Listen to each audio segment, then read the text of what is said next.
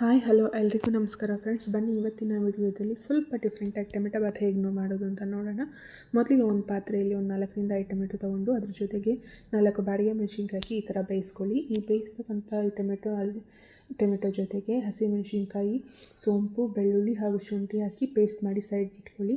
ಈಗ ಒಂದು ಪಾತ್ರೆಗೆ ಎಣ್ಣೆ ಹಾಕಿ ಅದರೊಳಗಡೆ ಮಸಾಲೆ ಐಟಮ್ ಆದಂಥ ಸ್ವಲ್ಪ ಸೇರಿಸಿ ಈರುಳ್ಳಿ, ಹಸಿಮೆಣಸಿನ್ಕಾಯಿ, ಟೊಮೆಟೊ ಹಾಕಿ ಚೆನ್ನಾಗಿ ಕಲಿಸ್ಕೊಡಿ. ತರಕಾರಿ ಬೇಕಿದ್ದರೆ ಮಾತ್ರ ಹಾಕ್ಕೊಳ್ಳಿ, ನಂತರ ಇತ್ತು ಅಂತ ಹಾಕಿದ್ದೀನಿ. ಇದಾದ ನಂತರ ನಾವು ರೆಡಿ ಮಾಡಿ ಇಟ್ಕೊಂಡಿರುವಂತಹ ಪೇಸ್ಟ್ನ ಹಾಕಿ ಚೆನ್ನಾಗಿ ಕಲಿಸ್ಕೊಡಿ ಹಸಿ ವಾಸನೆ ಹೋಗೋವರೆಗೂ.